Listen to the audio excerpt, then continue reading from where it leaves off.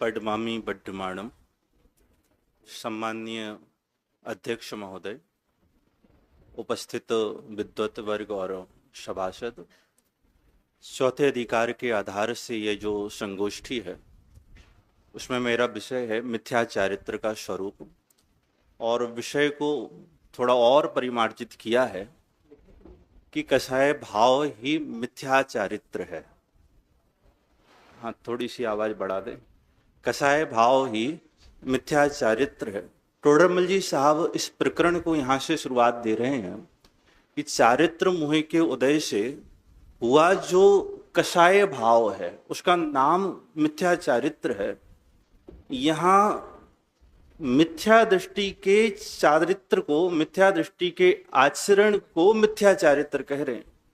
सम्यक दृष्टि ज्ञानी धर्मात्मा के, भेद विज्ञानी के, जिसके सम्यक रत्नात्रय की प्राप्ति हुई है, ऐसे जीवों के विषय कसाय रूप प्रवृत्ति को इस अधिकार में, यहाँ इस प्रकरण में मिथ्या चारित्र नहीं कह रहे। यहाँ अज्ञानी का जो विषय भोगों के प्रति की जो आचरण है, उसका जो परिणमन है, उसकी जो प्रवृत्ति है, उसको टोडरमल जी साहब मिथ्या चारित्र कह रहे हैं। और इस पूरे प्रकरण में, ये जो 3 पेज का मेरा प्रकरण है, इस पूरे प्रकरण में टोडरमल जी साहब ने वस्तु की व्यवस्था बतलाई है। यह जीव चारित्र मोह के उदय से कसाय भाव करता है और कसाय करना इसका स्वभाव नहीं है। वो ये लिखते हैं कि ये स्वभाव रूप से परिणमन करना ये तो स्वभाव है, ये तो अकसाय भाव है, लेकिन परभाव रूप से परिणमन करना उसका नाम ही कसाय है, उसका नाम ही चारित्र है। जब यह जीव ज्ञाता दृष्टा स्वभाव को छोड़कर राग द्वेष परिणाम रूप से परिणमित होता है, क्रोध मान माया लोभ से परिणमित होता है, यह अज्ञान रूप से परिणमित होता है, यह संक्लेशित होता है, आकुलित होता है, टोडरमल जी साहब कह रहे हैं यह भाव ही इसका मिथ्या चारित्र है। वो वस्तु व्यवस्था को खींचते हुए आरंभ में ये कह रहे हैं कि जीव का स्वभाव जानने देखने का है।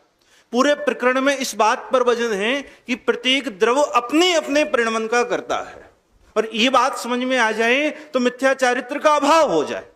क्या क्या कह रहे हैं कि प्रत्येक द्रव्य अपने अपने परिणमन का करता है। जीव द्रव का परिणमन जानने देखने का है, और वह विश्व के समस्त पदार्थों को जाने देखे ऐसी भी सामर्थ्य उसके है।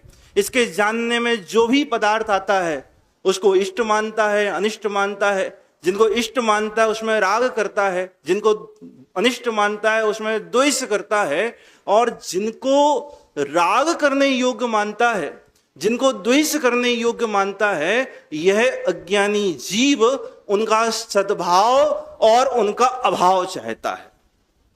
क्या कह रहे हैं कि यह जिनको अनुकूल इष्ट मानता है उनका सद्भाव चाहता है, और जिनको प्रतिकूल अनिष्ट मानता है उनका अभाव चाहता है। पंडित साहब कह रहे हैं कि उनका सद्भाव और उनका अभाव इसके अधीन नहीं है।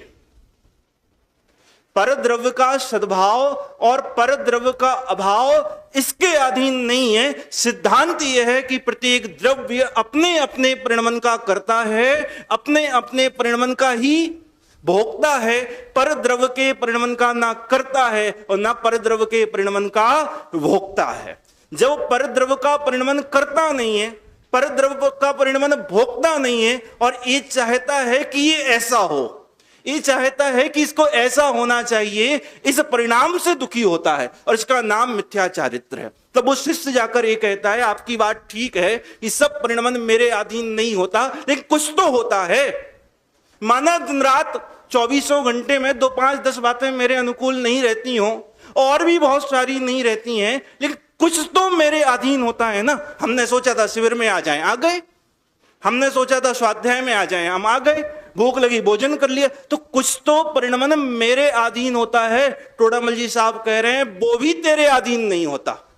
जो हमें ये लगता है कि यह परिणमन मेरे अधीन है, बोले वो परिणमन भी हमारे अधीन नहीं होता, हमें अज्ञान से ये लगता है कि मेरे अधीन हुआ। क्या सुंदर उदाहरण टोडरमल जी साहब दे रहे हैं कि कोई गाड़ी चल रही है और कोई बालक उसमें हाथ लगाए और ये सोचे कि इस गाड़ी को मैं चला रहा हूं।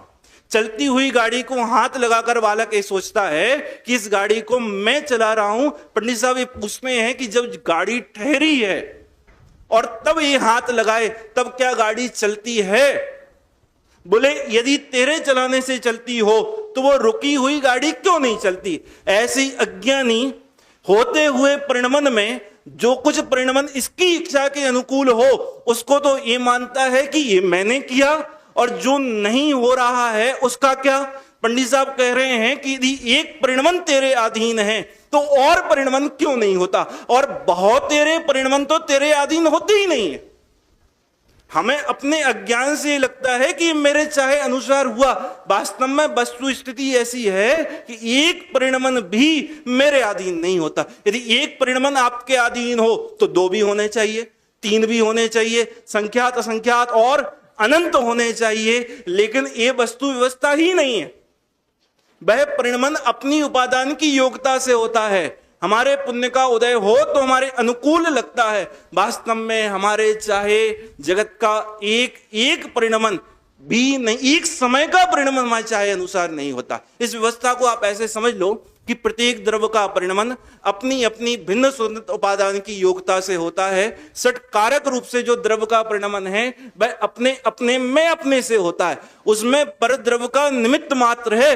अरे आचार्य भगवान तो यहां तक लिख देते हैं कि पर द्रव्य का निमित्त भी नहीं है। एक द्रव्य दूसरे द्रव्य का निमित्त भी नहीं होता। यदि एक द्रव्य दूसरे द्रव्य का निमित्त हो तो नित्य कर्तृत्व का प्रसंग आए, यदि कहना भी हो तो उपचार से निमित्त होता है। गुरुदेव अपने जो क्रमबद्ध पर्याय के प्रवचन हैं उसमें एक बात सिद्ध करते हैं कि जिस द्रव्य में कार्य हो रहा है और जो निमित्त रूप से मौजूद है, तो जो उपादान में कार्य हुआ, उस वस्तु में कार्य हुआ, वो तो अपनी स्वतंत्र उपादान की योग्यता से हुआ ही है, लेकिन निमित्त में भी निमित्त रूप से उपस्थित होने रूप जो कार्य हुआ वह भी अपनी उसकी स्वतंत्र उपादान की योग्यता से हुआ है, वो किसी अन्य द्रव्य के अधीन नहीं हुआ। दो भिन्न द्रव्यों की अपनी अपनी उपादान की योग्यता से कार्य हो रहा है और हमें ये भ्रम हो गया कि मैंने चाहा सो हुआ। वास्तव में हो ये रहा है कि मेरा पुण्य का उदय हो, उस द्रव्य में वैसे परिणमन करने की अपनी उपादान की योग्यता हो, सो हमें ऐसा भ्रम हो जाता है, लेकिन वस्तु व्यवस्था के अनुरूप ऐसी व्यवस्था नहीं है। यदि ऐसा हो तो उस सिद्धांत को याद कर लेना, यदि एक परिणमन हो सकता है तो अन्य अनेक परिणमन क्यों नहीं होते? पंडित साहब ये बात कह रहे हैं कि इसका कसाय करना मिथ्या है। तू क्रोध करे, मान करे, माया करे, लोभ करे, एक करना तब सार्थक है कि जब तेरे करने से कुछ हो जाए। हम गुस्सा करें और हमारे अनुकूल परिवर्तन हो, हम मान माया लोभ करें हमारे अनुकूल प्रतिकूल परिवर्तन हो, तब तो हम वैसा परिणमन करें। लेकिन पर द्रव्य का परिणमन जब मेरे अधीन होता ही नहीं है तो हमारा कसाय करना क्या है कि मिथ्या है। और वो ये लिखते हैं कि ये तो जल का बिलौना जैसा है कि आप जल को बिलो तो कितना आपको मक्खन मिलेगा, बोले 0। ऐसी पर द्रव्य के परिणमन की चाह से इस जीव को सिर्फ और सिर्फ क्या मिलने वाला है? आकुलता मिलने वाली है। पर द्रव्य का परिणमन इसके चाहे अनुसार नहीं होता। ये प्रकरण पूरा करने के बाद पंडित साहब एक बड़ा सुंदर और प्रकरण आरंभ करते हैं कि पर द्रव्य में इष्ट अनिष्ट की कल्पना मिथ्या है। उसमें वो 3 बातें कहते हैं। 3 बातें कहते हैं कि पर द्रव्य इष्ट अनिष्ट है नहीं है। इस बात को सिद्ध करने के लिए 3 बातें पंडित साहब कह रहे हैं। पहली बात तो ये कहते हैं कि यदि पर द्रव्य इष्ट अनिष्ट हो, अच्छा बुरा हो, उपकारी अनुपकारी हो, अनुकूल प्रतिकूल हो, सुखदायक दुखदायक हो, तो वो ही पर द्रव्य सबको समान रूप से अनुकूल और प्रतिकूल होना चाहिए। एक ही द्रव्य, एक ही वस्तु किसी को अनुकूल लगती है, किसी को प्रतिकूल लगती है। यदि कोई वस्तु अच्छी और बुरी हो तो सबको समान रूप से अनुकूल लगनी चाहिए और सबको समान रूप से प्रतिकूल लगनी चाहिए। इसलिए कोई पर पदार्थ ना अनुकूल है और ना प्रतिकूल। इस बात को समझाने के लिए उन्होंने 3 उदाहरण दिए। आप तो इस मोक्ष मार्ग प्रकाशक में इन बातों को समझने के लिए 20 उदाहरण ढूंढ लोगे। वो 3 उदाहरण दे रहे हैं। एक वस्त्र का उदाहरण देते हैं, एक विष्टा का उदाहरण देते हैं और एक मेघ वर्षा का उदाहरण देते हैं। वो कहते हैं कि कोई मोटा वस्त्र ऐसे व्यक्ति को कि जिसके पास वस्त्र नहीं है उसे अनुकूल लगता है, अच्छा लगता है, उपकारी लगता है।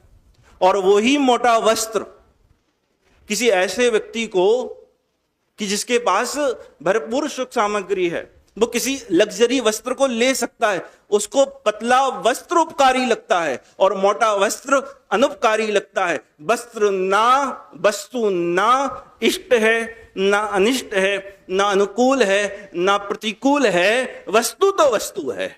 दूसरा सिद्धांत ये दे रहे हैं कि वस्तु एक है, अलग अलग वस्तुओं, पहला जो तर्क दिया उन्होंने, एक ही पदार्थ, किसी को अच्छा किसी को बुरा लगता है, यदि अच्छा बुरा हो तो सबको समान रूप से अनुकूल प्रतिकूल लगना चाहिए। दूसरा तर्क वो ये दे रहे हैं कि एक ही व्यक्ति है, एक ही वस्तु है, बस समय बदलते ही वही वस्तु उसी व्यक्ति को अनुकूल लगती है और कुछ समय बाद प्रतिकूल लगने लगती है। मान लो कि आप पहले अच्छे बालपने में आपको कोई मिठास, कोई सामग्री मीठी बनी हुई अच्छी लगती थी और वही शुगर होते ही हमारे लिए प्रतिकूल लगने लगती है। वही एसी की हवा अभी जो हमको अनुकूल लगती है वही ठंडों के समय में हमारे प्रतिकूल लगती है। मतलब यदि वस्तु अनुकूल और प्रतिकूल है, अच्छी बुरी है, तो आपको हमेशा ही वो अनुकूल होनी चाहिए, हमेशा ही प्रतिकूल होनी चाहिए। और तीसरा तर्क वो ये दे रहे हैं कि कोई सामग्री जो सामान्य रूप से सबको अच्छी होती है और सामान्य रूप से सबको बुरी होती है, लेकिन वही कभी कभी आपको अनुकूल सामग्री प्रतिकूल लगने लगती है। उदाहरण दिया टोडामल जी साहब ने, ये देह रोग होने पर प्रतिकूल लगने लगता है। जो पुत्रादि वह यदि बड़े होने पर प्रतिकूल आचरण करें तो वह हमें बुरे लगने लगते हैं। और किसी की गाली आदि सामान्य में बुरी मानी जाती है, लेकिन किसी विवाह आदि प्रसंग पर वह गाली आदि कैसी लगती है कि अनुकूल लगती है। इन तीन तर्कों के माध्यम से पंडित साहब ये बात कह रहे हैं, पर पदार्थ ना अच्छा है और पर पदार्थ ना बुरा है। ये जो पर पदार्थ हमें अनुकूल लगता है, पर पदार्थ हमें ये जो प्रतिकूल लगता है, वह हमारे पुण्य पाप के अनुसार लगता है। आगे प्रकरण बढ़ाते हुए क्या कह रहे हैं, ये जो आपको अच्छा लगा ना, ये जो आपको बुरा लगा ना, ये आपके कर्मोदय के अनुसार लगता है। यदि आपके पुण्य का उदय हो तो आपको अच्छा लगता है और यदि आपके पाप का उदय हो तो आपको बुरा लगता है। पर पदार्थ को अच्छा बुरा मानना तो वो ऐसा है कि जैसे कोई सेठ किसी नौकर को ये कहे कि तुम इसको परेशान करो, वो नौकर सेठ के अधीन होने से आपके साथ वैसा व्यवहार करे। सेठ कहे कि इनका सम्मान करो तो वो नौकर सेठ के अधीन होने से वो आपके साथ वैसा व्यवहार करे। इसमें नौकर का क्या दोष है? ऐसी जो सामग्री हमको अनुकूल प्रतिकूल रूप से मिली है वह तो पुण्य पाप के अधीन अच्छी बुरी लगती है, इसमें सामग्री का क्या दोष है? एक उदाहरण दिया है टोडामल जी साहब ने मोक्ष मार्ग प्रकाशक में कि आपको कुत्ता को आप डंडे से मारो, और कुत्ता क्या पकड़ता है कि वो डंडा, वो छड़ी पकड़ता है। इसमें छड़ी का दोष है कि वो मारने वाले का दोष है? ऐसी पर पदार्थ का दोष है क्या कर्मोदय के अनुसार ये अच्छे बुरे लगते हैं? इतनी बात जब इसको समझ में आ गई कि पर पदार्थ अच्छा नहीं है, पर पदार्थ बुरा नहीं है, कर्मोदय के अनुसार अच्छे और बुरे लगते हैं, तब वो अंत में जाके ये कहता है कर्म का दोष तो है ना, ये गलती सारी कर्म की तो है ना, जैसा कर्म चाहे वैसा करता है।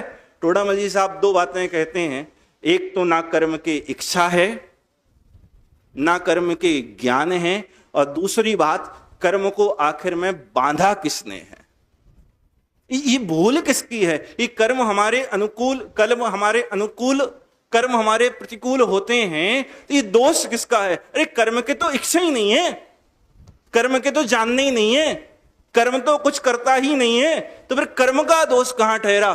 दोष किसका है कि दोष हमारा है। हम पर वस्तुओं में इष्टानिष्ट मानकर राग द्वेष रूप परिणमित होते हैं, ये दोष हमारा है। यदि पर वस्तु इष्टनिष्ट होती, पर वस्तु अच्छा बुरा करती और आप राग द्वेष करते तो यह मिथ्याचारित्र नहीं होता। लेकिन पर वस्तु ना अच्छी है ना बुरी है, ना अनुकूल है ना प्रतिकूल है, वह ना राग करने योग्य है ना द्वेष करने योग्य है, हम तब राग द्वेष करते हैं तो कहते हैं इसका नाम मिथ्याचारित्र है। समय सार में जो आचार्य कर्ता कर्म अधिकार में सांख्य मतानुयायी शिष्य को समझाने लगते हैं तो बड़े साधारण से शब्दों में आचार्य भगवान ये बताते हैं, तू हमें ये बता, तू करता किसका है, तू करता किसका है। जो भाव रूप से वस्तु परिणमित हो रही है, तू उस भाव का करता है क्या? जिस भाव रूप से वस्तु परिणमित नहीं हो रही है, तू उस भाव का करता है। तो आखिर में करता किसका है, ये सिद्धांत समझ में आ जाए तो राग द्वेष की कथा खत्म हो जाए। तू करता किसका है भाई? जब वस्तु स्वयं अपनी शक्ति से ही परिणमित होती है, तो परिणमित होती हुई वस्तु के तुम क्या करता हो? और जो परिणमन हो ही नहीं रहा है, उसमें तुमने क्या किया? बरस्तम में पर पदार्थ के ना हम करता हैं, ना हरता हैं, ना भोगता हैं, पर में यह जो राग द्वेष मानकर कर्तृत्व की, भोक्तृत्व की ये जो मिथ्या मान्यताएं हैं, यही कसाय भाव है। और इसके अभाव में जीव के सम्यक चारित्र स्वरूप के आराधना के पुरुषार्थ पूर्वक दर्शन ज्ञान चारित्र रूप से आचरण हो, स्वरूप में लीनता पूर्वक आचरण हो, शुद्ध परिणति और शुद्धोपयोग रूप आचरण हो, वह सम्यक चारित्र प्रकट होता है। इस भाव के साथ हमारे मिथ्या चारित्र का अभाव हो, तो मैं अपनी विषय को यहीं पर विराम देता हूं।